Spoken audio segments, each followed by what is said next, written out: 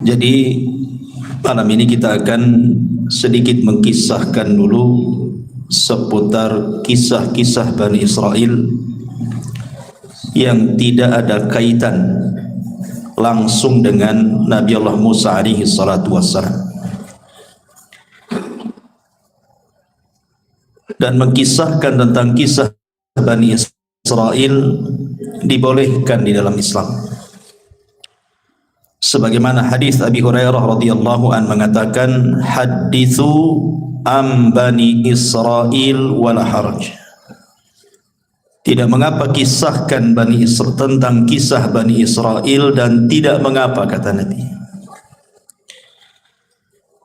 Bahkan dalam sebuah hadis yang lain yang dikeluarkan dari Imam Ahmad dari hadis Abdullah ibn Amr ibn As radhiyallahu an, Nabi SAW mengatakan, balighu anni walau ayat, sampaikan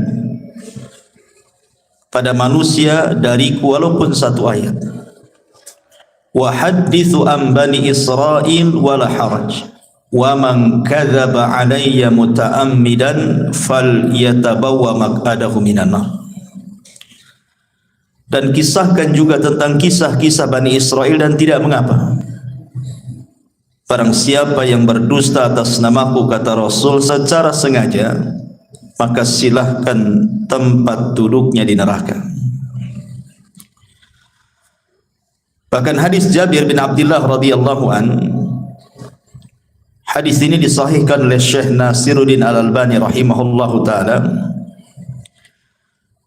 Kata Nabi SAW, hadithu an Bani Israel wala haraj, fa innahu kanat fihimul a'ajib.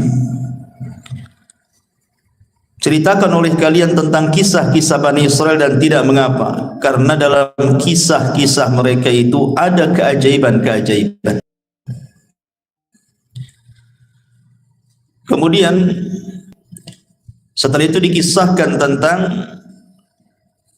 sekelompok manusia di zaman Bani Israel, di mana mereka ingin menghidupkan orang yang sudah mati. Kata beliau, Nabi SAW, summa ansha'a yuhaddithu sallallahu alaihi wasallam, faqala kharra ta'ifatun min Bani Israel hatta atau maqbaratan lahu min maqabirihim, faqalu law sallayna rak'ataini da'awna Allah azza wa jalla an yukhrija lana rajulan mimman qad mata nas'aluhu anil maut. Qala fa fa'alu fa bainahum kadzalika ittala'a rajulun ra'sahu min qabrin. Kemudian dikisahkan ada sekelompok Bani Israel yang keluar sehingga mereka mendatangi salah seorang kuburan di antara kuburan-kuburan mereka. Lalu sebagian mereka berkata, sebaiknya kita sholat 2 rakaat dan berdoa kepada Allah agar Dia mengeluarkan kepada kami seseorang yang telah mati, untuk kita bertanya tentang rasa kematian. Lalu kemudian mereka pun berdoa. Ketika mereka sedang berdoa itulah, tiba-tiba kemudian keluar kepala dari kuburan itu, muncul kepalanya ke atas.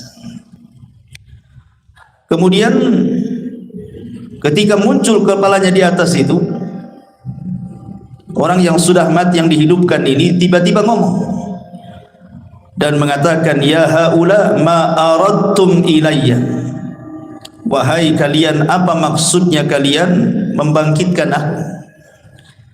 Faqad mittu mundu mi'ati sana, aku sudah mati 100 tahun yang silam. Fama sakantu an hararatil maut wa an hararati al mauti, dan sampai sekarang aku masih belum terlepas dari rasa panas saat kematianku. Kemudian dia mengatakan fad'ullaha azza wa jalli an yu'idani kama kuntu. Sekarang kalian berdoalah kepada Allah untuk Allah kembalikan kepadaku ke dalam kuburan. Ya mungkin kalau di zaman sekarang kan enggak ada dan tidak bisa juga kita lakukan. Tapi hadis ini sahih. Makanya kenapa Nabi SAW mengatakan dalam kisah-kisah mereka itu terdapat keajaiban. Coba orang yang berdoa kepada Allah untuk minta dibangkitkan satu orang, tiba-tiba betul-betul dibangkitkan. Kemudian ditanya soal rasa kematian, dia mengatakan, aku sejak 100 tahun yang silam sampai sekarang masih merasakan panas. Katanya. Kenapa kalian bangkitkan diriku? Apa maunya kalian? Kemudian dia meminta agar orang-orang ini berdoa kembali kepada Allah untuk dikembalikan lagi ke dalam kuburannya. Dan di sini juga ada faedah betapa dahsyatnya orang-orang yang masuk ke dalam kubur itu. Ma'asyiral muslimin yang dimuliakan Allah Azza wa Jalla. Tetapi walaupun demikian Nabi SAW membolehkan untuk menceritakan kisah-kisah Bani Israel, bukan berarti kemudian semua kisah Bani Israel diceritakan, tidak. Karena ada yang sahih, ada yang tidak sahih, ada yang benar, ada yang tidak benar. Kalau sesuai dengan dalil kita ceritakan, kalau tidak sesuai jangan ceritakan. Makanya Nabi SAW mengatakan, jangan kalian tanya tentang ahli kitab tentang sesuatu, karena mereka tidak menunjukkan sedikit pun petunjuk kepada kalian. Boleh jadi akhirnya kalian mendustakan yang benar atau membenarkan yang dusta. Dari sini kita tahu bahwa kalaupun harus mengkisahkan kisah mereka, maka kisah-kisah yang sesuai dengan dalil saja. Karena betapa banyak kisah-kisah Israiliyat itu yang enggak jelas, maudhu, palsu gitu ya. Nah, kita akan berusaha mengkisahkan kisah-kisah yang sesuai dengan dalil-dalil yang sahih. Ma'asyiral muslimin yang dimuliakan Allah Azza wa Jalla, yang pertama kisah tentang dua orang di zaman Bani Israel yang salah satunya bersumpah melewati takdir Allah Subhanahu wa taala. Kisah ini disebutkan oleh Abi Hurairah radhiyallahu an, dan kisah ini juga dikeluarkan oleh Al-Imam Abi Dawud dan disahihkan oleh Syekh Nasiruddin Al-Albani rahimahullahu taala dalam As-Sahihah. Dari Abu Hurairah radhiyallahu anhu, aku mendengar Nabi sallallahu alaihi wasallam bersabda, "Kana rajulani fi Bani Israil." Dulu ada dua orang di zaman Bani Israel, mutawakhayyain, keduanya saling bersaudara, berkawan baik. Tetapi salah seorang di antara mereka adalah yudhnib, banyak melakukan dosa, wal akhar mujtahidun fil ibadah, tapi satunya ahli ibadah. Jadi ada dua orang Bani Israel, satunya ahli maksiat, satunya ahli ibadah. Yang ahli ibadah ini baik sekali. Jadi setiap melihat kawannya yang bermaksiat itu selalu dinasihati agar bertobat. Tetapi kawannya yang ahli maksiat ini tetap saja tak mau bertobat. Sehingga suatu hari mungkin yang ahli ibadah ini melihat kawan yang ahli maksiat ini sudah melampau maksiatnya. Menurut kacamata dia mungkin sudah tidak bisa ditolerir lagi, sudah parah gitu ya bahasanya. Akhirnya kemudian dia pun menasihati agak keras. Masalahnya nasihatnya inilah yang jadi masalah. Dia mengatakan kepada kawannya ini yang ahli maksiat ini dengan bersumpah, wallahi illam tatub la yaghfirallahu lak aw la yadkhulukallahul jannah. Kalau engkau tidak bertobat kepada Allah Subhanahu wa taala, kupastikan kau tidak akan diampuni dosamu dan kupastikan kau tidak masuk surga. Lah ketika kemudian disebutkan, orang yang ahli maksiat ini juga marah dan mengatakan, khallini wa rabbi abu ista alayya raqiban, ngapain kau peduli dengan aku, katanya. Apakah engkau diutus oleh Allah jadi malaikat rakib mengawasi aku tiap hari? Biarkan aku dengan Rabbku, kata. Ini urusan aku dengan Tuhan, enggak ada urusan kamu, kata.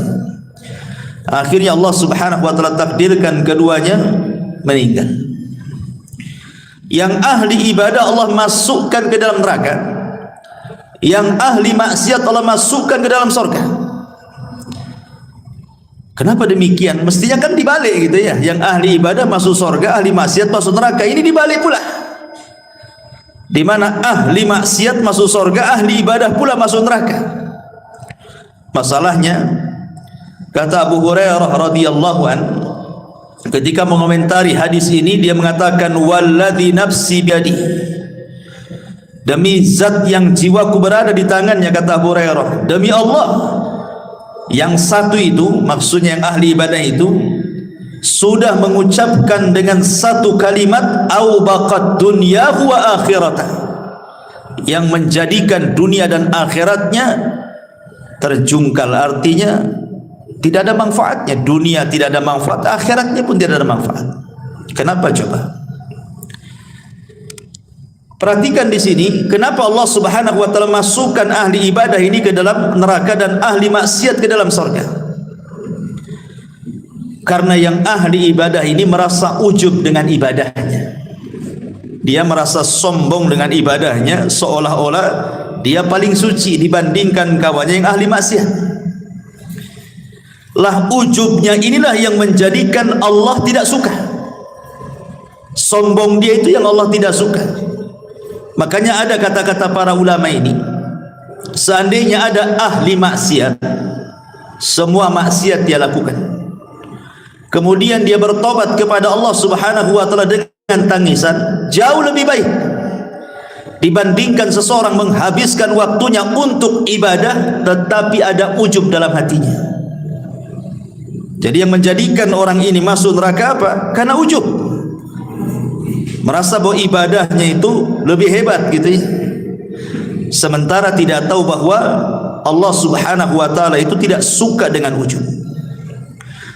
Kemudian yang kedua kesalahannya adalah dia bersumpah atas nama Allah sehingga melewati takdirnya. Ingat, Allah yang menentukan ampunan dan Allah yang menentukan siapa yang berhak masuk surga. Tetapi orang ini sudah menentukan, kalau engkau tidak bertobat, katanya, maka Allah tidak akan mengampuni dosamu dan kupastikan kau tidak masuk surga. Ini seolah-olah sudah mewakili Tuhan namanya. Ampunan itu milik Allah, surga milik Allah. Kenapa dia bicara seperti itu? Sementara yang ahli maksiat ini kan persoalan dia dengan Allah. Maksiat dia yang ia lakukan itu antara dia dengan Allah, bukan antara dia dengan hambanya. Kalau seandainya maksiatnya berkaitan dengan hamba itu lain lagi urusannya kan. Karena walaupun dia sudah bertobat, kalau orang yang kita zalimi belum memaafkan, Allah masih gantung tobat kita itu. Kalau dia tidak dimaafkan di dunia, maka ada kisah kelak pada hari kiamat. Tapi kan orang ini melakukan dosa antara dia dengan Allah. Rupanya Allah berkehendak mengampuni orang ini dan Allah masukkan ke dalam surga. Makanya ma'asyiral muslimin yang dimuliakan Allah Azza wa Jalla, di sini banyak faedah, di antaranya tidak boleh seseorang itu sombong dan juga ujub. Yang kedua, tidak boleh merendahkan orang lain, merasa kita lebih hebat, lebih suci dan begitu seterusnya. Makanya di antara adab memberikan nasihat itu, tidak boleh seseorang merasa dirinya lebih suci dibandingkan orang yang kita nasihati. Kemudian yang ketiga, bahwa persoalan ampunan dan surga itu adalah hak mutlak milik Allah.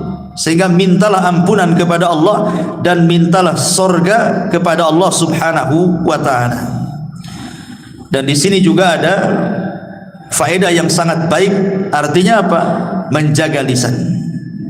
Karena yang ahli ibadah ini masuk neraka itu bukan karena membunuh, bukan karena minum khamar, bukan karena berjudi, bukan karena berzina, karena lisan. Ngomong sama kawannya kan, niatnya kan baik gitu. Niatnya baik supaya kawannya tobat, tapi ucapannya salah.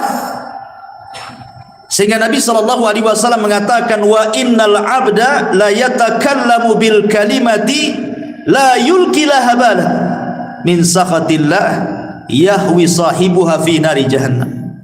Terkadang ada seorang hamba mengucapkan satu kalimat tanpa sadar loh. Ini kan orang ini ngomong tanpa sadar karena emosi, sehingga mengeluarkan kata-kata kan.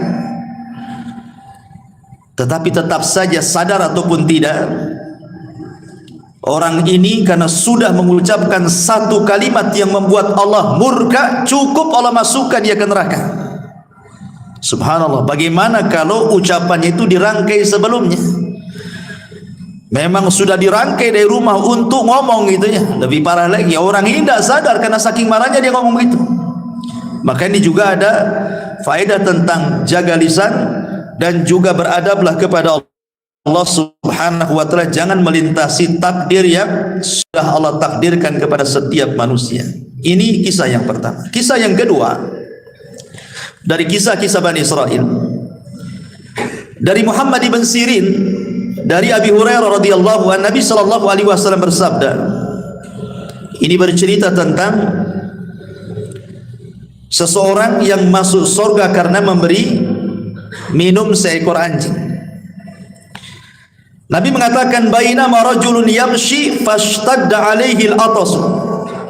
Ada seseorang berjalan di padang pasir, kemudian dia kehausan. Kemudian fanazala bi'ran, nampaklah ada sumur di situ. Dia pun turun ke dalam sumur itu, fasyariba minha, kemudian dia berhasil minum dari air sumur itu. Tsumma kharaja, kemudian dia naik. Setelah naik, fa idza huwa bikalbin yalhath ya'kulu athara minal atshi. Tiba-tiba dia melihat seekor anjing yang melelehkan lidahnya. Saking kehausannya, dia sampai kemudian memakan tanah yang ada di bawah, mencari air maksudnya. Kemudian ketika dia melihat hal itu, maka dia pun mencabut sepatunya. Thumma nazala 'alal bi'ri, kemudian dia pun masuk lagi ke sumur tadi, kemudian mengambilnya. Fasaqal kalba fasyakarallaha, kemudian dia memberi minum anjing tersebut. Setelah dia melihat anjing itu merasa puas gitu ya, dia bersyukur kepada Allah, dia bisa selamat dan anjing itu bisa selamat ya. Kemudian apa yang terjadi? Faghafara lahu, maka Allah ampuni dosa-dosanya. Kemudian mereka mengatakan, ya Rasulullah, wa inna lana fil bahaim ajran. Apakah, kata Nabi, para sahabat mengatakan, wahai Rasul, apakah kami akan mendapatkan pahala ketika kita berusaha untuk menyayangi binatang? Maka Nabi SAW mengatakan, fi kulli kabidi ratbatin ajrun. Kata Rasul, pada setiap yang berhati basah itu, kalau kita sayang dengan hal itu, maka itu dapat pahala. Artinya di sini ada faedah besar bahwa seseorang itu dalam Islam dituntut untuk menyayangi binatang. Menyayangi binatang. Yang kedua, memberi makan atau minum kepada binatang itu termasuk sedekah. Termasuk sedekah. Sampai ada seorang syekh itu ditanya, ya syekh, apakah kalau seandainya saya punya peliharaan kucing, kemudian kita pelihara baik-baik, kita kasih minum, kita kasih makan, kita rawat dia, apakah kalau seandainya pahalanya aku kirim kepada orang tuaku yang sudah meninggal, apakah sampai? Maka Syekh ini mengatakan, ya tentu sampai, karena setiap sedekah itu bermanfaat untuk orang mati. Tapi tentu yang paling bermanfaat kepada orang mati tentu adalah doa. Yang pertama doa kan, baru kemudian sedekah. Yang paling manfaat bagi orang mati itu adalah doa dulu, baru kemudian sedekah. Di sini juga ada keutamaan kan gitu ya. Jadi orang ini memberi minum anjing itu bukan karena memberi minumnya, tidak, karena keikhlasan dia. Karena dalam riwayat itu ada juga riwayat yang mengatakan bahwa yang memberi minum itu seorang pelacur. Seorang pelacur dari Bani Israel, sama kisahnya. Kemudian seorang pelacur ini pun Allah Subhanahu wa taala masukkan ke dalam surga karena keikhlasannya. Jadi bukan karena memberi minumnya, tetapi karena keikhlasan dia. Jadi Allah melihat keikhlasannya sehingga Allah masukkan wanita itu ke dalam surga, menunjukkan keutamaan ikhlas di sini. Ini kisah yang kedua. Kisah yang ketiga, kisah seorang nenek di zaman Bani Israel yang minta surga. Ini dijelaskan dalam riwayat Abi Musa al-Ash'ari radhiyallahu an. Di sini juga disahihkan oleh Syekh Nasiruddin Al-Albani rahimahullahu taala. Ketika Nabi sallallahu alaihi wasallam pulang dalam peperangan, kemudian kehabisan bekal. Kemudian dia pun mencari orang yang mau menjamunya. Ketemulah seorang nenek Yahudi di perbatasan Madinah. Dalam riwayat Arabian, seorang Arab Badui. Kemudian Nabi SAW meminta izin untuk meminta sesuatu yang dimakan dia, diminum dia dengan para sahabatnya. Maka dengan senang hati wanita Yahudi yang sudah tua, atau dalam riwayat seorang Arabi, seorang Arab Badui ini, memberi makan dan minum Rasul dan pasukannya. Maka Rasul itu ingat tidak pernah melupakan jasa kebaikan orang. Makanya Nabi SAW bertanya, sepulangnya kami ke Madinah, kira-kira apa yang bisa kami berikan kepadamu atas jasa kau memberi makan dan minum kepada kami? Nanti kami akan utus mengirim kebutuhan. Minta sekarang, kira-kira apa? Maka tiba-tiba kemudian dia meminta macam-macam. Dia mengatakan, naqatun atau naqatan narkabuha. Rasul, aku minta seekor unta lah, kirimkan nanti kemari supaya aku bisa ke sana kemari pakai unta punya kendaraan. Dalam riwayat dia meminta anjing supaya bisa menjaga kambing-kambingnya, kalbun yahrusu ghanami. Kemudian juga minta pembantu yang bisa membantu dia, seorang budak. Kemudian minta ini banyak kali permintaannya. Hanya ngasih makan dan minum. Ketika Rasul mengatakan kira-kira sebagai imbalan kebaikanmu apa, macam-macam dimintanya. Maka Rasul mengatakan, tidakkah kau lemah untuk seperti seorang nenek di zaman Bani Israel? Sahabat heran kenapa Rasul menyebut seorang nenek di zaman Bani Israel. Makanya sahabat bertanya, wa ma'ajuzu Bani Israel ya Rasulullah, apa yang anda maksud seorang nenek di zaman Bani Israel itu wahai Rasul? Maka Rasul mengatakan, dahulu inna Musa alaihi salam, Nabi Musa alaihi salatu wassalam, lamma sara bi Bani Israel min Misra dhallu tariq. Jadi ketika Musa ini dengan Bani Israel menyeberangkan dari Mesir menuju perjalanan Palestina, tiba-tiba nyasar, sesat jalannya, nggak tahu kemana arahnya. Kemudian para tokoh-tokoh Bani Israel, orang-orang pilihan Nabi Musa ini mengadu kepada Nabi Musa dan mengatakan, kami ingat bahwa dahulu Nabi Yusuf alaihi salatu wassalam sebelum meninggal, dia berwasiat agar dikuburkan di Palestina, jangan dikuburkan di Mesir.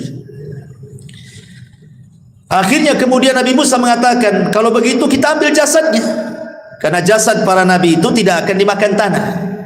Walaupun ratusan tahun, ribuan tahun sekalipun, tetap saja jasadnya seperti itu. Kalau seandainya Allah izinkan kita membongkar kuburan Rasul kita, tentu jasadnya tidak akan dimakan tanah. Tapi kan tidak boleh kita mengambil jasad Nabi. Lah, akhirnya Musa bertanya, siapa di antara kalian yang tahu tentang letak kuburan Nabi Yusuf itu?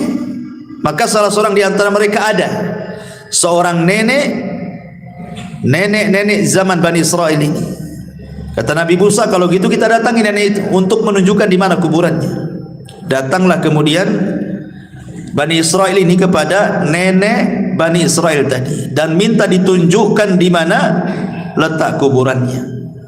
Tetapi nenek itu juga tidak mau gratisan, tetap ada imbalannya. Sehingga Nabi Musa bertanya, apa imbalannya? supaya engkau bisa menunjukkan di mana kuburan Nabi Yusuf. Tiba-tiba nenek ini mengatakan, aku hanya menginginkan an akuna ma'aka fil jannah. Tolong doakan kepada Allah, jadikan aku bersamamu di surga, katanya. Subhanallah, ya. Tentu Nabi Musa terdiamlah. Nabi Musa kan enggak punya surga. Yang punya surga Allah, kan begitu. Masa hanya menunjukkan di mana kuburan Nabi Yusuf minta surga? Jadi teman Nabi Musa lagi, kan? Terlampau tinggi, kan, bayarannya. Tetapi Allah Subhanahu wa taala kabulkan permintaan nenek ini. Kemudian diutus Jibril, kemudian diberitahu kepada Nabi Musa, katakan kepada nenek itu sudah dikabulkan. Maka Musa pun mengatakan, Allah sudah mengabulkan permintaanmu. Sekarang di mana kuburannya? Kemudian ditunjukkan dan diambilnya jasad Nabi Yusuf. Kemudian mereka pun tidak lagi tersesat jalan, dan Nabi Yusuf dikuburkan di mana? Di Palestina. Ya. Lah kisah ini, ma'asyiral muslimin yang dimuliakan Allah Azza wa Jalla, Rasul ingin menyinggung seorang nenek yang mengatakan orang Badui, ada juga yang mengatakan seorang nenek Yahudi. Maksudnya kalau sudah tua itu jangan macam-macam permintaan dunianya. Lihat nenek zaman minta unta, minta anjing untuk menjaga ternaknya, minta pembantu, minta ini, minta itu. Kau sudah tua maksudnya. Kalau sudah tua itu dekat-dekat mati. Banyak-banyak minta surga gitu maksudnya. Karena di zaman Nabi SAW ada anak kecil yang luar biasa, namanya Rabi'ah bin Ka'ab al-Aslami. Rabi'ah ibn Ka'ab al-Aslami, anak remaja, belum dewasa, masih remaja, suka membantu Nabi SAW. Jadi kalau malam dia suka menginap di rumah Nabi untuk menyediakan keperluan Nabi kalau bangun sepertiga malam atau pertengahan malam, entah menyiapkan tempat wudunya, menyiapkan airnya. Jadi Nabi SAW melihat anak remaja ini masih kecil, kok semangat kali membantu dirinya. Maka Rasulullah SAW mengatakan kepada anak muda ini, mintalah sesuatu hai anakku, aku akan berusaha memberinya. Mintalah sesuatu untukmu. Kalau anak-anak kecil zaman sekarang antum katakan minta apa nak, pasti jawabannya latu-latu. Minta apa? Latu-latu, kan itu. Anak-anak kecil, kan itu. Minta mainan ini, mainan itu, kan gitu. Tapi lihat anak kecil di zaman Nabi, dia mengatakan, ketika Rasul mengatakan salini, minta sesuatu kepadaku, kata anak ini mengatakan as'aluka murafaqataka fil jannah. Tidak wahai Rasul, aku hanya ingin menjadi temanmu di surga. Anak kecil gitu ngomong begitu. Coba, aku hanya ingin menjadi temanmu di surga, katanya. Nabi SAW gak yakin awa ghaira dzalik, yang lain, namanya anak-anak kan suka mainan gitu ya, yang lain gak ada, katanya. Itu saja, katanya. Maka tetap anak ini mengatakan, tidak wahai Rasul, hanya itu saja, katanya. Aku ingin menjadi temanmu di surga, katanya. Maka Nabi SAW mengatakan, fa inni ala nafsika bi kathrati sujud. Kalau begitu bantulah supaya keinginanmu tercapai. Nah, kau banyak-banyak sujud, banyak-banyak sholat. Sejak itulah Rabi'ah al-Aslami, Rabi'ah ibn Ka'ab al-Aslami, dia memperbanyak sholat. Maksudnya sholat sunnah, ya, sholat wajib sudah jelas, sampai dia wafat. Ya, itu anak kecil nih. Bahkan seorang wanita namanya Ummu Amarah. Ummu Amarah ini seorang wanita yang terlibat di salah satu peperangan bersama Nabi SAW. Ada yang mengatakan di perang Uhud. Perang Uhud itu kan perang kekalahan kaum muslimin. Bahkan Rasul masuk perangkap orang-orang musyrik, kan. Hampir mati Rasul di perang itu. Bagaimana tidak coba, penutup kepalanya kan kena pecah gitu ya, karena diterjang oleh musuhnya dengan pedang sampai pecah tuh helm kepalanya, sampai serpihannya menancap di pipi Nabi. Yang nyabutnya saja sampai rompang giginya karena dicabut pakai gigi. Abu Bakar berusaha mencabut dengan tangannya, tidak bisa juga. Akhirnya datanglah seorang sahabat, kalau tidak salah Abu Ubaidah ibnul Jarrah, kemudian dicabut oleh giginya sampai rompang giginya, cabut serpihan yang ada di pipi Rasul. Ya. Lah Ummu Amarah ini ketika Rasul masuk ke dalam parit itu, jebakan orang-orang Quraisy itu, kan sahabat ketika itu kan kocar-kacir gara-gara Nabi diisukan mati. Padahal ketika itu yang meninggal siapa? Mus'ab bin Umair. Lah, Mus'ab bin Umair ini kalau pakai baju besi, dari depan, dari samping, dari kiri kanan itu persis seperti Nabi. Jadi ketika Mus'ab bin Umair mati, disangka Nabi yang mati gitu. Tersebar isu bahwa Nabi meninggal gitu di perang Uhud itu. Akhirnya kemudian para sahabat banyak yang lari. Tapi datanglah Anas bin Nadar menyemangati mereka untuk kembali ke peperangan. Akhirnya mereka maju lagi ke peperangan.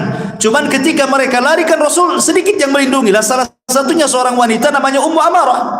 Padahal tugasnya seorang wanita dalam peperangan itu bukan untuk perang, untuk mengobati orang luka kan itu ya, menyediakan konsumsi gitu. Ini karena melihat kacau, ikut dia dalam peperangan.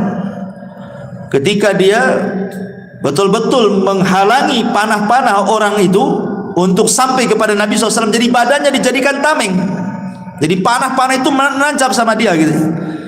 Kemudian kata Nabi SAW karena melihat semangatnya Ummu Amarah, kata Rasul, salini ya Umma Amarah, mintalah sesuatu wahai Ummu Amarah sekarang. Kata Ummu Amarah, as'aluka ma'aka fil jannah, aku hanya minta kepadamu tolong sertakan aku di sorga bersamamu. Akhirnya kata Rasulullah, kalian akan bersamaku di sorga. Nah, gitu kan. Orang dulu ya, dari anak kecil minta sorga, perempuan minta sorga. Ini pula orang yang sudah mau mati, kata Rasulullah, kenapa kau tidak minta seperti orang tua di zaman Bani Israel minta sorga, minta dunia pula gitu. Nah, jadi di sini juga pelajaran besar bagi kita bahwa kalau usia itu sudah menginjak tua, nah, perbanyaklah dekat-dekat masjid, banyak zikir, dekat-dekat dengan Allah kan. Walaupun tua bukan tanda-tanda mati kan, tapi umumnya orang tua dekat ajalnya. Kenapa? Karena umurnya sudah dibatasi. Dalam hadis Rasul, umatku ini umurnya berkisar 60 sampai 70. Lewat dari situ sedikit. Hati-hati nih kalau sudah 60 tahun ke atas. Ya, harus banyak-banyak dekat dengan Allah Subhanahu wa taala. Ini diantara kisah Bani Israel juga. Kemudian kisah yang lain, kisah seseorang yang luar biasa bertawakal kepada Allah Subhanahu wa taala, kisah tentang amanah. Dari Abi Hurairah radhiyallahu an, dia menceritakan dari Nabi sallallahu alaihi wasallam, annahu dzakara rajulan min Bani Israil sa'ala ba'dha Bani Israil an yuslifahu alfa dinar, bahwa ada seorang Bani Israil yang meminjamkan pinjaman kepada Bani Israil yang lainnya, seorang laki-laki di Bani Israil yang lainnya, sebanyak 1000 dinar. 1000 dinar banyak ikhwan. 1 dinar itu kalau mau diemaskan 4 gram lebih, kalau dirham separuhnya. Kalau 1000 nah berapa tuh? Banyak kan itu, ratusan juta kan itu.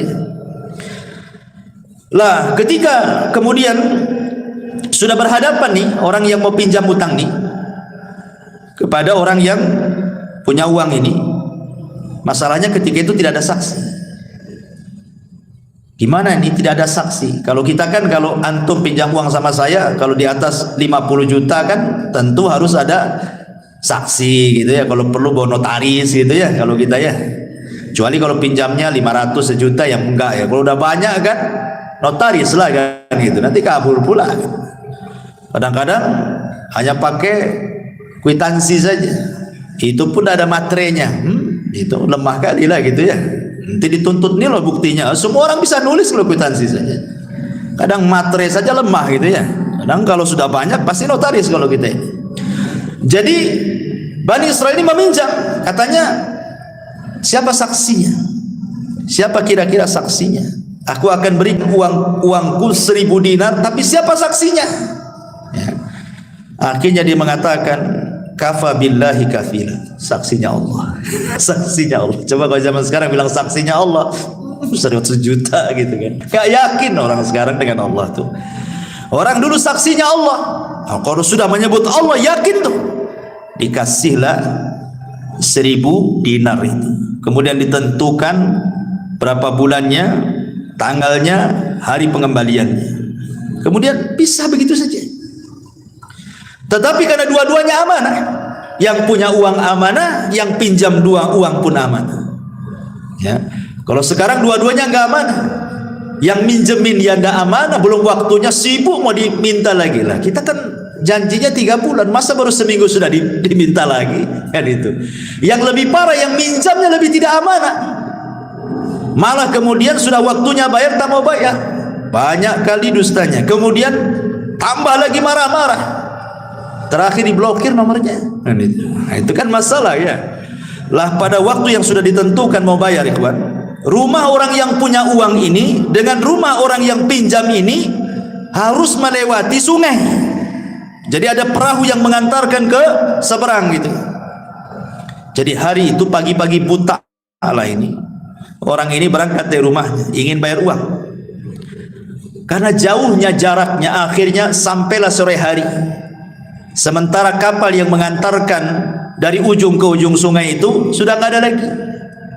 Ya, mungkin kalau sekarang kan ada last ferry jam berapa gitu ya, udah ketinggalan kapal, udah nggak ada.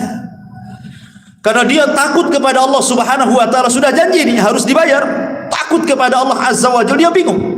Sementara orang yang punya uang pun bingung dan nunggu-nunggu, kok tak nampak-nampak mau bayar enggak ini kan itu ya.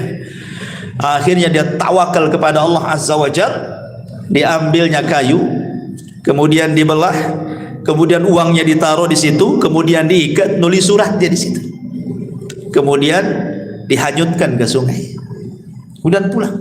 Dan dia mengatakan Bismillahi tawakkaltu ala Allah, hanya menyebut namamu ya Rabb, aku bertawakal kepada Allah, sampaikan uang ini kepada orang itu, aku sudah berjanji hari ini harus sampai. Pulang dia ya. Sementara yang nunggu-nunggu di seberang sana bingung nih, kok nggak datang-datang, sudah mau maghrib pun tak datang-datang. Dipikirnya daripada kemudian pulang tak nenteng-nenteng, mendingan cari kayu bakar kan itu. Dapatlah 2-3 kayu bakar, bisalah kan zaman dulu nggak ada kompor gas gitu. Akhirnya kemudian nampaklah ada kayu cantik bagus gitu. Bagus juga nih kayu untuk kayu bakar.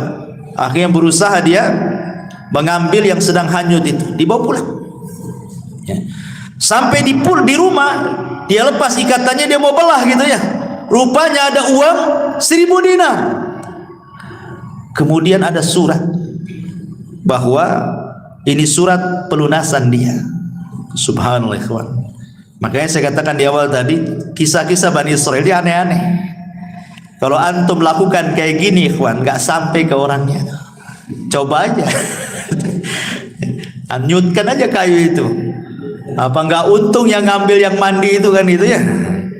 Nah dari sini ma'asyiral muslimin yang dimuliakan Allah Azza wa Jalla, ketika akhirnya ini pun bingung nih, karena kan zaman itu belum ada handphone. Kalau ada handphone kan bisa lah WA gitu, sampai tak gitu kan. Nah, tak sampai ya, atau sampai kan nggak ada WA. Jadi suatu hari ketemu. Ini orang yang ngutangi dengan orang yang berhutang ini. Kemudian dia mengatakan kepada orang ini, sesungguhnya waktu aku hendak mengirim uang itu kapal sudah tidak ada, tetapi aku berusaha meletakkan di kayu, mudah-mudahan sampai kepadamu. Kemudian dia mengatakan, fa innallaha qad adda anka alladhi ba'da. Tenang, Allah sudah hantarkan kayu yang kau simpan uang itu kepadaku, katanya. Subhanallah. Dari sini kata para ulama, bagaimana ada beberapa faedah. Yang pertama tentang pentingnya seorang itu membayar hutang, sudah jelas ya. Kemudian yang kedua di sini ada fadlut tawakul, keutamaan tawakal yang kuat. Pasti orang bertawakal itu akan menyampaikan kepada tujuan. Orang kalau menghendaki sesuatu kemudian menambatkan kepada Allah keinginannya, pasti Allah Subhanahu wa taala tidak akan menyia-nyiakan orang yang mengatakan ya Rabb, wahai Rabb, aku ingin begini. Tawakalnya kuat ya. Kemudian juga di sini juga ada tentang karamah para wali, isbat karamah al-auliya. Bagaimana di sini wali-wali Allah yang betul-betul beriman dan bertakwa Allah tolong. Ya ini kan keajaiban gitu kan, mengantar uang pakai kayu bakar gitu ya. Kemudian juga dibolehkan seseorang di sini untuk hutang piutang. Dan ingat, hutang piutang dalam Islam ini murni persoalan sosial. tidak boleh mengambil keuntungan dalam hutang piutang. Ingat ya, hutang piutang ini persoalan sosial, murni soal persoalan sosial, sehingga tidak boleh mengambil keuntungan. Kalau ada hutang piutang mengambil keuntungan, berarti Anda sedang bertransaksi riba. Nah, seperti dulu kan rentenir, pinjam 100 bayar 110, ya kan? Pinjam 1000 bayar 1100. Itu rentenir. Atau di bank-bank ribawiyah kan ma'ruf. Utang-utang mesti harus ada bunganya. Semua riba, tidak boleh. Ataupun utang piutang seolah-olah digambarkan bisnis. Yang banyak terjadi di masyarakat kan, pamannya saya sudah punya usaha, sudah jalan, cuman pengen dikembangkan, tidak ada modal lagi. Datanglah anak ke antum, ada nggak antum uang 50 juta per bulan, saya kasih antum 2 juta, mau nggak? Saya sudah ada usaha, anak pinjam saja, kalau kapan-kapan antum mau ngambil, antum bisa ambil. Akhirnya antum kasih ke saya 50 juta, tiap bulan anak kasih 2 juta, 2 juta, 2 juta. Sudah 1 tahun antum butuh duit, Tat, saya butuh duit lah, bisa nggak dibalikin duitnya? Yang kapan? Yang dulu yang 50 juta saya kembalikan 50 juta. Maka yang tiap bulan 2 juta, 2 juta itu riba tuh antum makan. Ya. Itu bukan bisnis namanya, itu utang piutang namanya. Kalau bisnis itu tidak bisa dibuat nominal secara angka, harus dibuat nominal secara persen. Nih keuntungan bulan ini berapa? Akadnya kamu berapa persen, saya berapa persen? Oke lah 60, 40, 70, 30 kan gitu ya. Nggak boleh diangkakan tiap bulan kamu 2 juta. Kenapa? Sebab kalau untung banyak, yang rugi yang punya modal. Kalau untung sedikit, yang rugi yang memainkan modal. Masa dalam bisnis ada untung rugi gitu kan? Harus sama-sama, senang bagi 2 gitu ya, susah juga ditanggung bersama. Nah, itu yang terjadi di masyarakat. Nah, yang seperti ini riba tidak boleh, karena ada kaidah mengatakan kullu qardin jarran naf'an fahuwa riba. Setiap barang jaminan yang kemudian terdampak ada manfaat, maka manfaatnya riba. Kan seolah-olah begini, saya taruh 50 juta, tapi jaminannya kamu ngasih 2 juta per bulan. Soalnya seperti itu jadinya. Nah, maka ini riba, tidak boleh. Ya. Jadi kalau seandainya kita ini naruh modal 50 juta, 100 juta, kemudian rugi, ya kan kesepakatan namanya rugi. Gimana lagi? Kecuali kalau seandainya teledor, umpamanya nih bisnisnya herbal, tanpa sepengetahuan pemodal ganti pula bisnis sepeda motor. Nah, itu lain lagi itu keteledoran orang yang memainkan modal namanya.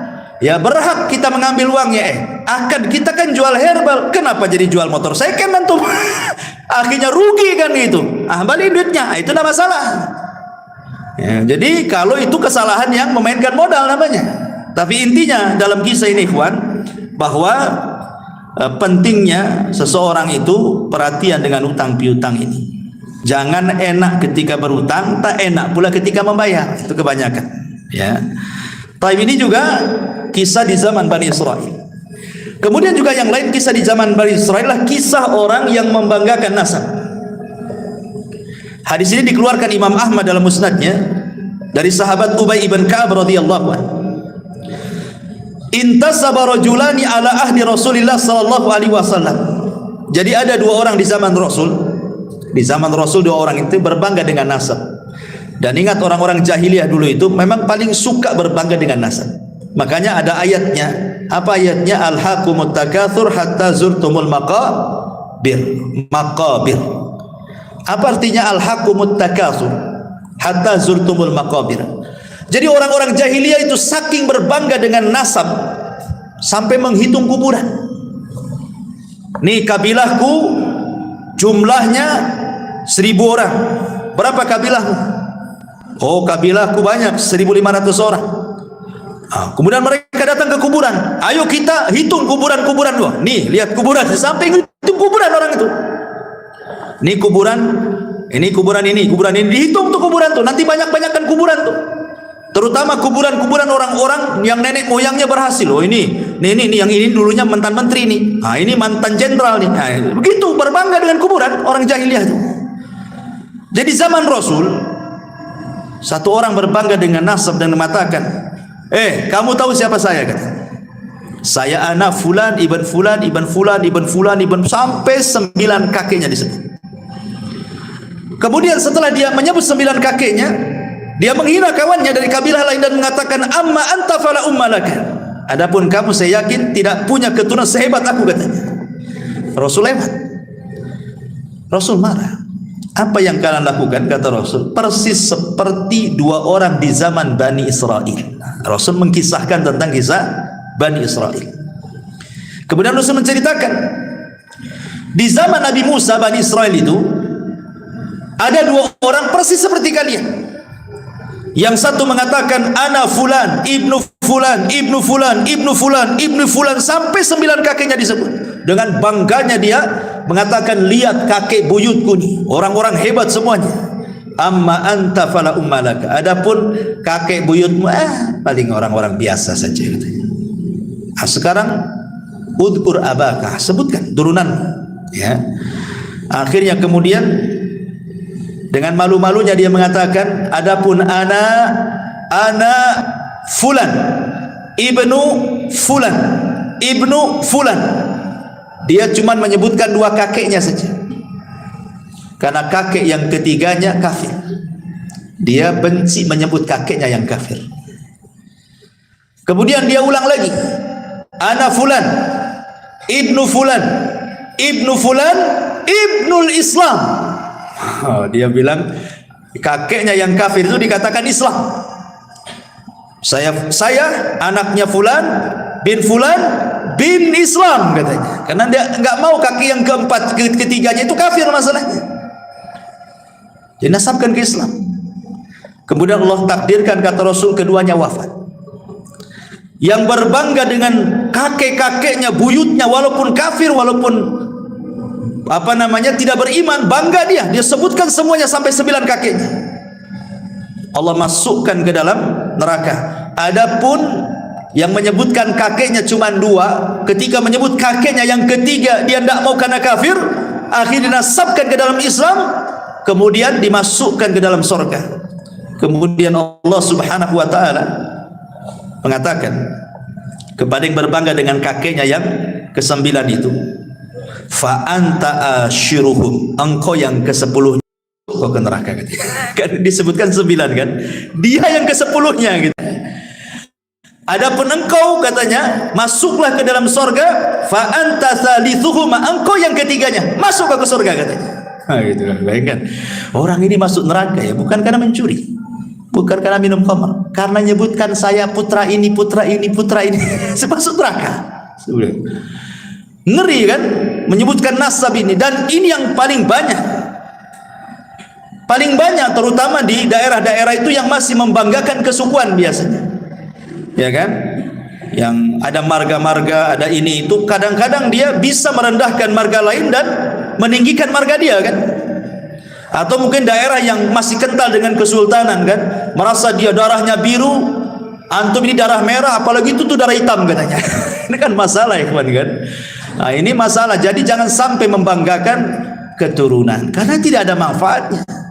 Fala ansaba yauma idzin, terputus nasab pada hari kiamat. Nggak ada nasab-nasab. Makanya Rasul mengatakan, man batta'a bihi amaluhu lam yusri bihi nasabuhu. Kata Rasul, kalau lambat amalnya, percuma nasabnya. Hari ini orang ngaku syarifah, syarif, habib, habibah gitu ya. Percuma saja ngaku habib keturunan Nabi. Kalau kelakuannya kayak bajingan, buat apa kan gitu? Percuma, karena yang dilihat itu bukan nasabnya, tapi amalannya. Lalu apa berbangga dengan nasab kan itu? Terkadang ada orang berbangga dengan nasab sedikit, saya keturunan Nabi, keturunan Nabi, keturunan Nabi kan itu ya. Ya, kita perlu berbangga juga. Nabi masih ada keturunan, kita muliakan mereka. Tetapi kalau buat kesombongan, buat apa coba? Maka nasab itu tidak ada gunanya di akhirat. Yang menjadikan orang masuk surga itu adalah amalan. Baik. Kemudian juga kisah yang lain, masih kisah di zaman Bani Israel, adalah kisah 3 orang yang diberikan penyakit kemudian diuji dengan nikmat. Masyhur kisahnya ya. Karena terdapat dalam kitab Riyadhus Shalihin hadis dari Abu Hurairah radhiyallahu anhu, di mana hadis ini juga terdapat dalam Sahih Bukhari Muslim, sudah jelas sahihnya ya. Jadi di zaman Bani Israel, singkat saja saya cerita, saya tidak akan baca nasnya kepanjangan. Di zaman Bani Israel itu ada 3 orang yang Allah Subhanahu wa taala berikan penyakit. Yang pertama abras, yang kedua aqra, yang ketiga a'ma.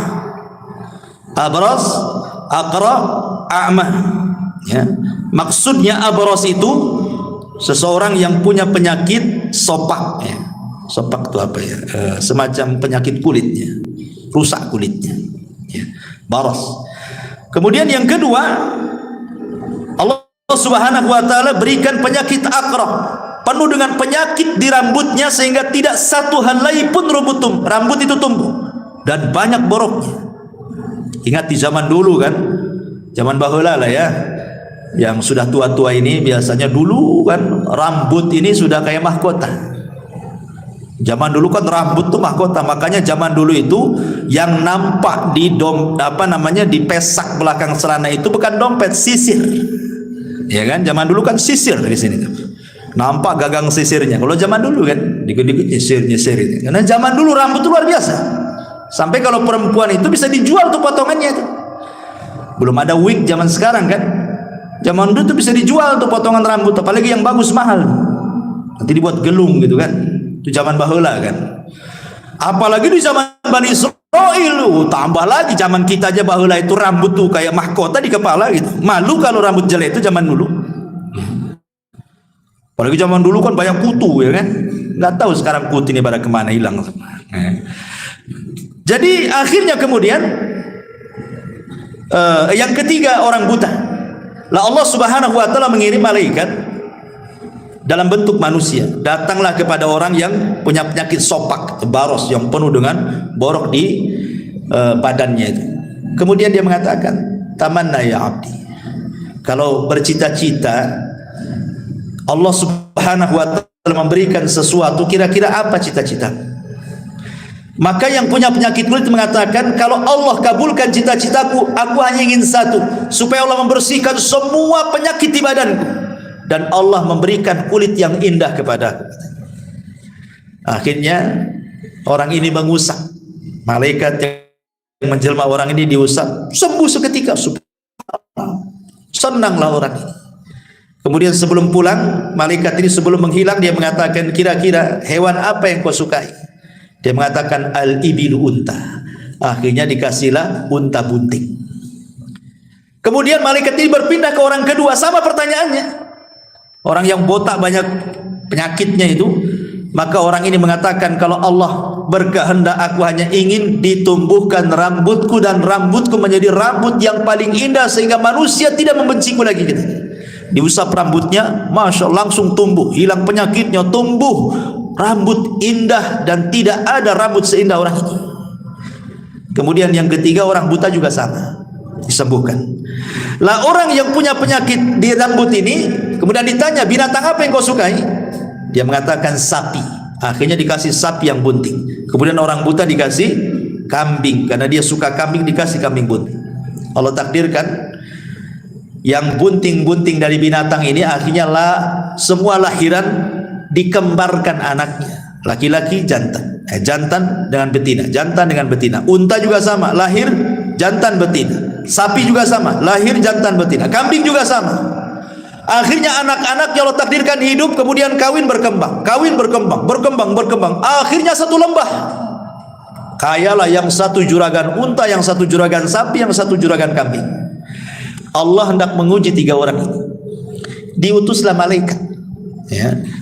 Kemudian malaikat ini ketika datang untuk menguji apakah orang itu bersyukur atau tidak, menjelma seperti orang ketika dia belum sembuh penyakitnya. Jadi datang kepada orang yang dulu punya penyakit sofak, malaikat ini menjelma orang sofak juga. Maksudnya supaya diingatkan. Itulah kadang-kadang kalau kita pandai bersyukur kan. Dulu kita pernah susah kerja, kemudian kaya, nengok orang susah itu akan terbayang, dulu juga saya kayak dia kan itu. Maksudnya seperti itu. Jadi akhirnya dia mengatakan, wahai fulan, engkau kan banyak untamu katanya. berikanlah satu unta untukku. Aku ini orang susah, katanya. Bukankah unta-untamu itu pemberian dari Allah? Diingatkan. Ya. Tiba-tiba dia mengatakan enak saja. Ini untaku warisan bapakku. Kan kufur dia. Dia mengatakan ini unta-unta warisan bapakku. Kemudian kata malaikat ini, wahai fulan, lihat kondisiku. Bukankah dulu seperti diriku, gitu maksudnya. Diingatkan, bukankah aku dulu seperti diriku? Dia mengingkarinya, tidak, katanya. Maka malaikat tidak mengatakan, jika perkataanmu dusta, maka Allah akan kembalikan semua nikmat-nikmatmu akan dicabut oleh Allah Subhanahu wa ta'ala. Karena dia dusta, seketika akhirnya muntahnya mati semua, badannya terserang penyakit lagi, datang lagi penyakit sofaknya. Ya, orang yang tidak syukur nikmat, Allah kembalikan dan Allah ambil nikmatnya. Naudzubillah. Kemudian orang yang kedua juga sama, yang rambutnya yang dulunya botak, malaikat pun sama, datang dalam bentuk orang botak, sama juga tidak bersyukur, akhirnya dibuat botak lagi, banyak penyakit lagi, sapinya dimatikan semuanya, kecuali orang buta.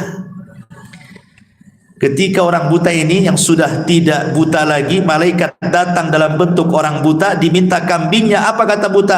Jangankan kau minta satu kambing, satu lembah kau ambil katanya. Sudah cukup pemberian, melihat ini nikmat yang luar biasa, katanya.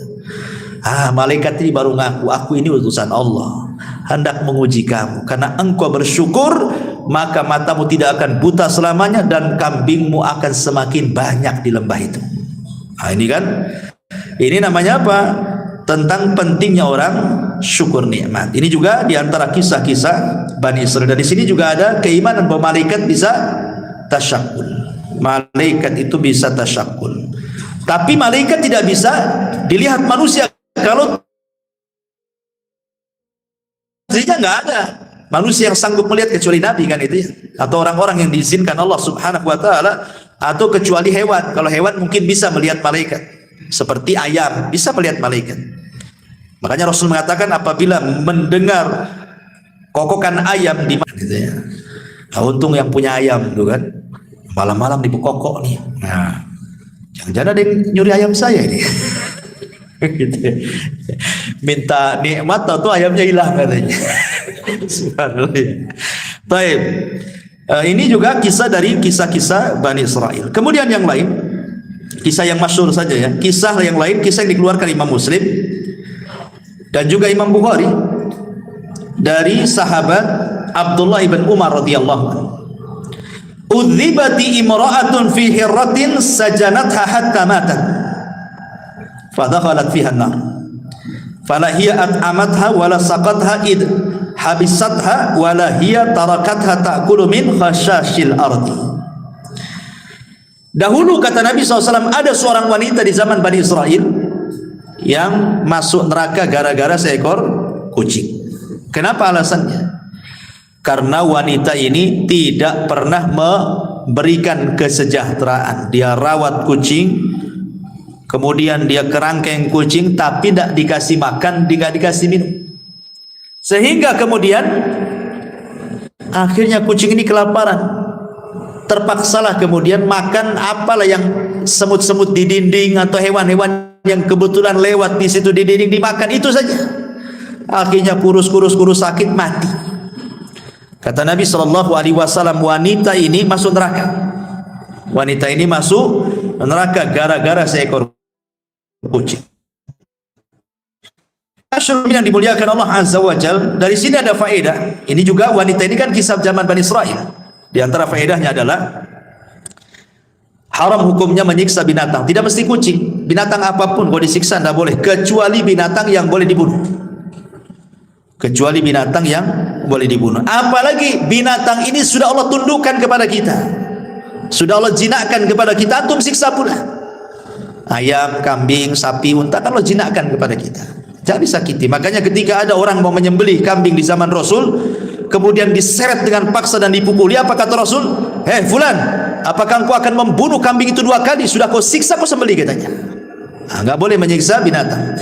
Yang kedua, boleh seseorang itu memelihara kucing, kemudian diletakkan di kerangkeng, Namanya dikasih kota gitu ya, rumah-rumahan kucing, digembok, selama Anda memberikan kesejahteraan, entah makanan, entah minuman, nggak apa-apa. Ya, mafhum daripada hadis ini kan. Wanita ini kan melihara kucing, kesalahan dia karena nggak ngasih makan. Artinya kalau kasih makan, kalau kasih minum, kalau kasih kesejahteraan, tidak mungkin wanita ini masuk neraka. Mafhumnya kan seperti itu. Makanya dibolehkan orang itu memelihara kucing, asal kasih makan, kasih minum, kasih kesejahteraan. Kalau sudah waktunya kawin ya kawinkan, ya. Nah, tapi jangan antum pula yang kawinin dia. Karena ada orang kawin sama kambing ya kan. Di Jawa tuh di mana tuh orang kawin sama kambing. Didandani pula kambingnya, cantik pula tuh kambing tuh. Ya, tapi rupanya acting gitu ya. Jadi tangkap polisi, oh ini untuk ini saja konten gitu ya. Ya alasan lah depan polisi kan. Jangan-jangan betulan tidak konten itu kan. Naudzubillah, karena juga kan ada ulama membahas orang yang menyetubuhi binatang kan ada hukumnya. Ya, hukum bab tentang haramnya seseorang menyetubuhi binatang. Ketika dibahas para ulama pastilah ada orangnya kan. Tidak mungkin ulama nyantumkan bab gitu saja nggak ada orangnya kan itu ya. Jangan-jangan betulan kan itu ya. Atau kalau konten alhamdulillah, tapi janganlah konten kayak gitu. Konten masa konten kawin-kawin sama kambing, kayak gak ada perempuan lagi kan. Nauzubillah ya. Baik, kemudian juga di antara kisah Bani Israil adalah kisah kejujuran juga dan juga amanah. Ini kisah ini menarik. Kisah ini dikeluarkan Imam Bukhari dan Muslim dari Abi Hurairah radhiyallahu anhu. Ceritanya begini, singkat saja. Jadi ada seseorang punya tanah. Seorang ini punya tanah. Kemudian ada orang lain dari Bani Israil ingin membeli tanah itu. Akhirnya sudah deal-dealan harga sekian-sekian, deal, oke, kasih uang, mana tanahnya? Nih tanahnya, selesai. Ya. Tiba-tiba nih yang beli tanah ini pas mau digarap, dicangkuli, mau ditanami, tiba-tiba nemu harta karun penuh dengan emas. Kalau seandainya untuk hidup 7 turunan cukup tuh, saking banyaknya harta karun. Ya. Akhirnya kemudian nggak enak dia. Lah, saya kan beli kebun, bukan beli harta karun kan itu ya. Dicari orang yang membeli tanah itu. Setelah ketemu, ya fulan, ambil harta karunmu ini, saya kan beli kebunmu, katanya. Kata yang punya tanah sebelumnya, oh tidak, saya sudah beli kebun ini kepadamu. Kalau kau nemu apa-apa dalam kebunku kan milik kamu karena kau sudah beli, katanya. Yang membeli tanah, oh tidak bisa, saya hanya beli tanah, bukan beli harta karunnya, katanya. Asih begitu aja, coba bayangkan. Ini kalau terjadi di zaman sekarang, mana ada antum bilang ini. Antum sembunyi-sembunyi lah. Alhamdulillah, katanya kan. Ada harta karun, katanya. Akhirnya kemudian nggak mau juga, yang satu nggak mau, saya tahu. Akhirnya datang sampai ke pengadilan, bayangkan. Gara-gara ini sampai ke mahkamah. Hakim bingung, cemana mutusin ini? Ketika ditanya kepada yang penjual, dia mengatakan, saya jual tanah Pak Hakim. Kalau dia mendapatkan apapun dalam tanah, ambil, itu hak dia. Kemudian yang satu mengatakan, tidak Pak Hakim, saya membeli tanahnya, saya tidak beli harta karunnya, katanya. Ini milik dia, ambil, katanya. Kamu bingung hakim itu akhirnya kan. Mana satu nih mau kasih, ini tak mau kan itu. Kalau saya hakimnya, ya sudah kasihkan saya aja kan. Kalau saya hakimnya kan itu ya. Tapi Pak Hakim ini bijak. Kamu punya anak enggak? Punya. Siapa anakmu? Laki-laki perempuan? Laki-laki. Kamu punya anak? Sama. Perempuan, laki-laki, perempuan. Ah, kawinkan aja anakmu. Maharnya harta karunmu. Wow. Subhanallah. Akhirnya dinikahkan. Jadi kaya anak-anaknya. Enggak kemana-mana kan. Ya. Dari sini ma'asyiral muslimin yang dimuliakan Allah Azza wa Jal, ada faedah yang besar di sini dalam hadis ini tentang bayanu wara'il ba'i wal mushtari. Lihat bagaimana waroknya pembeli dan penjual. Penting warok dalam jual beli itu. Kenapa? Jangan sampai kita memasukkan hal yang syubhat dalam perut kita. Ingat Ibrahim bin Adham, dia beli segantang kurma di Mekah, 1 kilo lah bahasa, 1 gantang. Kemudian nampaklah 1 butir kurma di bawah gantang, dikiranya itu kurma yang jatuh dari gantang itu. Dia ambil, dia makan. Dia berhusnudzon itu mungkin boleh jadi di takaran itu yang sudah ditakar jatuh. Ya. Kemudian dia pergi ke Palestina karena ingin i'tikaf di Masjidil Aqsa. Berhari-hari dia ibadah nggak pernah khusyuk, nggak pernah khusyuk. Sholat dah khusyuk, baca Quran dah khusyuk. Akhirnya dia berpikir, itulah ulama dulu kalau memakan sesuatu yang haram itu pengaruh kepada ibadahnya kan. Apa yang dilakukan saya ini? Kenapa ndak ibadah kok agak khusyuk-khusyuk? Diingat-ingat maksiat apa, perasaan tak ada maksiat saya kan. Rupanya teringat dengan satu butir kurma itu. Oh, jangan-jangan gara-gara satu butir kurma itu katanya. Langsung dia dari Palestina, bayangkan, berangkat bertolak ke Mekah. Ya kan jauh dari Palestina Mekah, mau sebulan ikhwan, PP 2 bulan kan itu ya. Langsung dicari orang yang jualan itu. Rupanya sudah tak ada. Tidak ada orang jualan itu. Ditampaknya dulu yang jual orang tua, sekarang kok jadi anak muda yang jual nih. Kemana yang jual tuh? Didatangi. Nah, mana orang yang jual dulu di sini? Kan di sini orang tua dulu. Kata anak ini, oh iya itu bapak aku sudah meninggal katanya. Mau menangis dia gara-gara meninggal. Ya. Kemudian dicerita, gimana nak? Kalau seandainya kamu ikhlaskan yang satu butir, kan bapakmu sudah nggak ada, otomatis nih warisan kamu. Ikhlaskanlah yang satu butir itu katanya. Kata anak ini, Pak, gitu ya, kalau satu butir saya ikhlaskan, masalahnya bapakku itu anaknya banyak katanya. Anaknya bukan saya saja, anaknya banyak, bersebar di mana-mana. Kata Ibrahim bin Adham, subhanallah, sudah, mana alamat-alamatnya nih?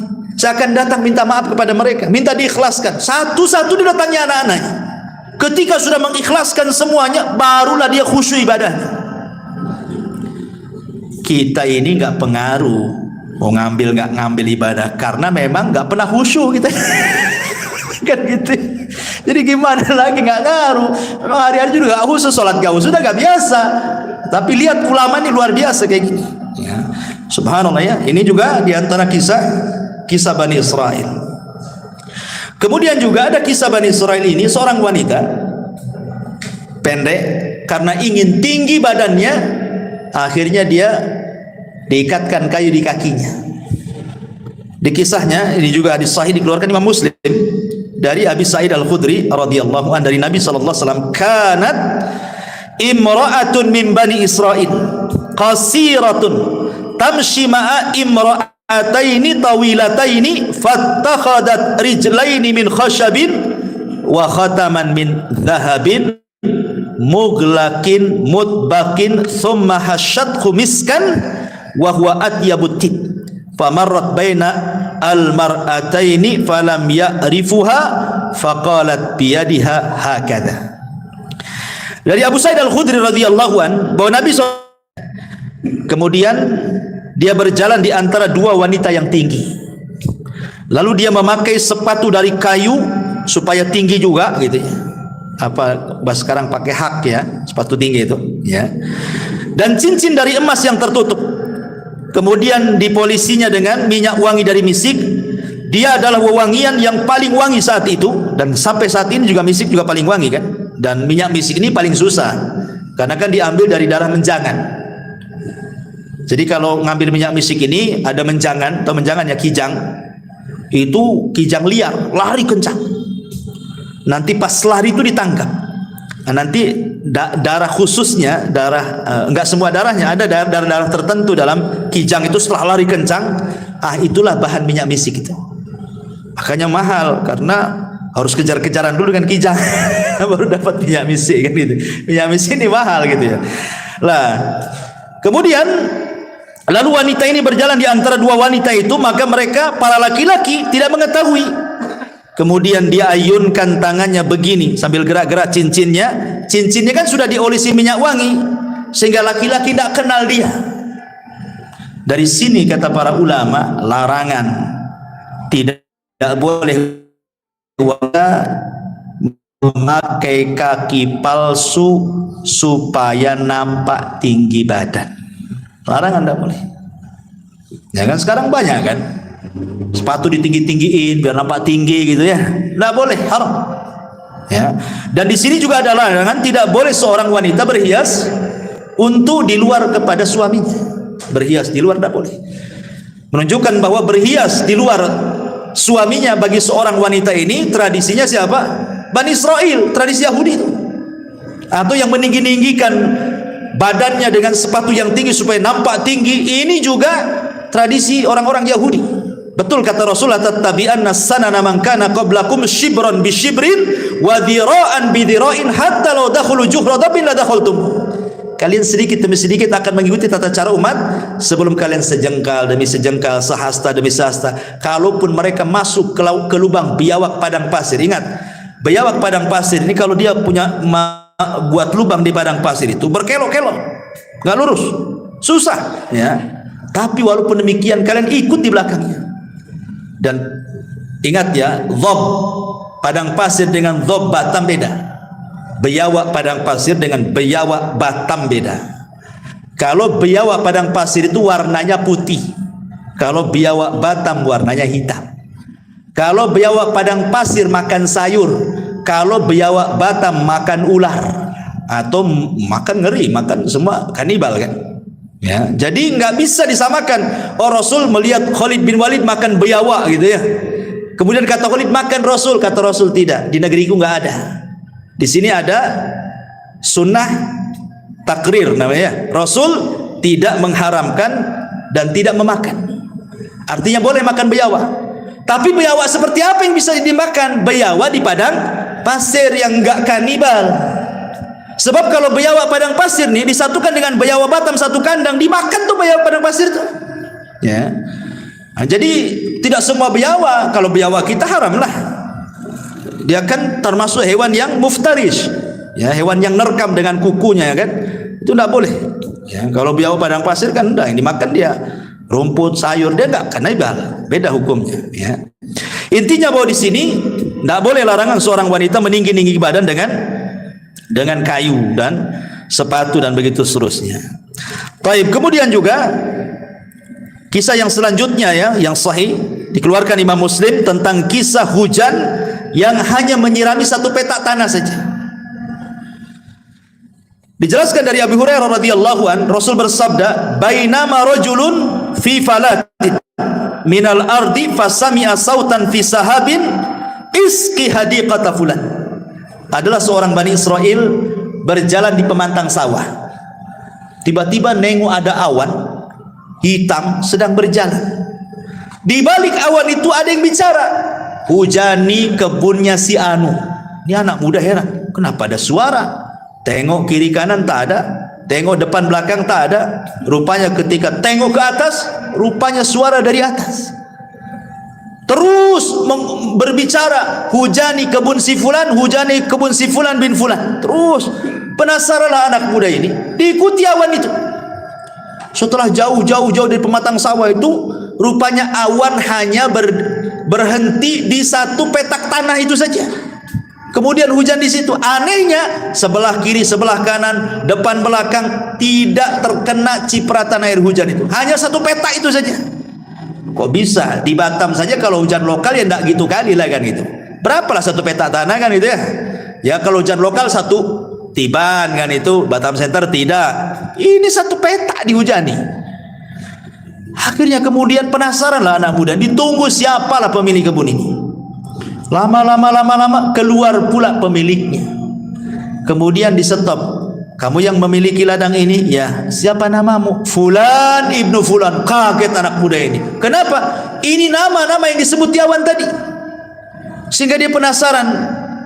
"Maaf Pak, Bapak ini kalau panen, ya kan? Apa yang dilakukan dengan panenan itu?" Maka bapak ini mengatakan, "Aku sih kalau panen aku buat 3 katanya. 1/3 untukku dan keluargaku untuk dimakan, 1/3 aku kembalikan ke ladangku, 1/3 aku sedekahkan," katanya. "Kenapa kau tanya itu?" katanya. Baru cerita tadi. Tadi ada awan aku ikuti, rupanya hanya hujan di sepetak tanah bapak ini. Ya. Bagaimana di sini Allah Subhanahu wa taala akan menambah harta yang disedekahkan, syahidnya. "Ma naqasa min mali sadaqah." Tidak akan berkurang harta yang disedekahkan, bahkan bertambah dan bertambah. Ya. Kemudian juga di antara kisah yang lain adalah kisah seseorang yang seorang raja yang meninggalkan kerajaannya untuk beribadah kepada Allah Subhanahu wa taala. Kisah ini terdapat di dalam Al-Bazzar, At-Tabrani dalam Al-Awsat, dan juga Al-Kabir, dan menurut Imam Al-Haythami sanadnya hasan, dan juga diletakkan dalam As-Sahihah dan disahihkan oleh Syekh Nasiruddin Al-Albani rahimahullahu taala. Ya. Diceritakan oleh Abdurrahman ibn Abdullah ibn Mas'ud dari bapaknya dari Nabi sallallahu alaihi wasallam. Jadi sesungguhnya Bani Israel telah mengangkat, saya artikan saja, sesungguhnya Bani Israel telah mengangkat salah seorang khalifah, maksudnya raja untuk mereka. Maka sang khalifah itu berdiri salat di bawah sinar bulan di atas Baitul Maqdis. Lalu ia mengingat beberapa hal yang telah diperbuatnya. Maka ia berpegang dengan sebuah tali. Pada pagi harinya tali itu masih tergantung di masjid itu. Namun ia telah pergi. Lalu raja ini pergi sampai tiba di sebuah kaum yang tinggal di tepian laut. Lalu dia mendapati mereka sedang membuat batu bata. Maka ia bertanya kepada mereka, bagaimana kamu membuat batu bata ini? Lalu mereka memberitahunya. Maka ia membuat batu bata bersama mereka, dia makan dari hasil tangannya, sehingga ketika tiba waktu sholat ia bersuci, salat. Lalu ada seseorang pekerja yang melaporkan hal itu kepada pemimpin negeri itu, dan dia berkata, di tengah-tengah kami ada seseorang yang berbuat ini dan itu. Maka pemimpin itu mengirimkan orang untuk menemuinya agar ia datang kepadanya. Namun ia enggan untuk datang, ya, karena dia raja kan itu. Maka pemimpin itu datang sendiri mewakili teman-temannya, rakyatnya, sehingga kemudian berjumpalah antara pemimpin dan pemimpin ini kan itu. Kan ini kan nyamar, raja nyamar ya. Ini pemimpin ini juga pemimpin daerah situ kan, berjumpa. Lalu kemudian setelah berjumpa dia berkata, tunggulah aku ingin berbicara padamu satu kalimat saja. Maka orang itu berdiri sehingga berbicara dengan pemimpin itu dan memberitahukan kepadanya bahwa ia adalah seorang raja dan bahwa ia pergi karena takut terhadap dosa. Pemimpin negeri itu berkata, sesungguhnya aku akan menyusul berbuat seperti itu bersamamu. Maka keduanya beribadah kepada Allah dan kemudian meminta kepada Allah agar diwafatkan berdua, sehingga keduanya wafat. Maka Abdullah bin Mas'ud berkata, kalau aku berada di Rumailah Mesir, tentu aku akan memperlihatkan kepada kamu kuburan kedua raja tersebut yang tobat bersama-sama. Luar biasa kisah ini kan. Jadi bagaimana di zaman Bani Israel ada seorang raja yang takut dosa, kemudian karena takut dosa ditinggalkan kerajaannya. Nampaklah rakyatnya di situ ada yang sederhana, kerjanya cuma buat batu bata, ikut pula di situ. Kemudian dia kerja bersama mereka, makan bersama mereka. Disitulah dia merasakan lezatnya hidup bersama orang-orang susah. Tidak seperti ketika dia jadi raja gitu kan. Akhirnya kemudian kan aneh, raja itu kan beda penampilannya, pasti terawat gitu ya. Orang desa kan nampak orang desa ya, nggak terawat badannya ya. Ini raja tentu ya, kalau di zaman sekarang kayak setingkat menteri saja bersih-bersih itu ya, sauna, steam bath atau apa yang penting dirawat. Jadi dicuriga loh orang-orang ini, mana ini orang mana ini, kok ganteng banget. Dilaporkan kepada raja tempatan situ. Kemudian rajanya datang gitu ya. Kemudian ngomong-ngomong baru cerita, aku ini raja juga. Terenyuhlah raja situ. Kok bisa dia raja datang ke daerahnya, kumpul bersama rakyatnya hanya untuk beribadah. Itu daerah dia. Makanya dia pun kemudian mengambil ibrah dari pelajarannya. Dia pun ingin sama seperti dia. Akhirnya sama-sama kerja, hidup di situ, beribadah di situ sampai mati. Kan itu. Nah, ini kan luar biasa. Ini menunjukkan juga nasihat kepada para pemimpin. Ini hadis ini isyarat kepada para pemimpin, karena dulu ada namanya Yahya al-Burmuki di zaman di zaman Bani Umayyah. Dia dipercaya oleh Khalifah Harun ar-Rasyid untuk memimpin kota Madinah. Tetapi dia pun melintasi wewenangnya sebagai gubernur. Dia pun berkasus. Akhirnya Harun ar-Rasyid menangkap dia dan anaknya dipenjarakan, Yahya al-Burmuki. Sehingga anaknya ini bingung kesalahan bapaknya apa, sama-sama masuk penjara kan gitu. Jadi anaknya ngomong kepada al-Burmuki ini, Yahya al-Burmuki ini mengatakan, wahai abi, dulu Kita ini dihormati, dihargai, macam-macam orang mandang kita. Kita sekali perintah orang langsung laksanakan. Kenapa setelah hidup senang kita kok disempitkan dalam penjara ini? Ada apa wahai ayah? Bingung anaknya. Maka Yahya Al-Burmuki mengatakan, wahai anakku, boleh jadi ini doa-doa yang pernah kita zalimi, katanya. Boleh jadi ini doa-doa yang pernah kita zalimi melesat ke langit sehingga Allah kabulkan. Seperti inilah jadinya. Betul kata Nabi SAW, doa yang orang yang dizalim itu kan melesat sampai ke atas awan. Ketika doa itu sampai kepada Allah, apa kata Allah? Wa bi izzati la ansurannaka walau ba'dahin. Dengan kemuliaanku, kata Allah, aku akan tolong kamu tepat pada waktunya, katanya. Kata Imam Ibnul Qayyim, walaupun doa itu disambut oleh orang kafir sekalipun, maka Allah akan di samping orang kafir itu. Bukan karena kekafirannya, tapi Allah tidak suka dengan kezaliman. Kata Imam Ibnul Qayyim, ya, catatannya bagus, ya.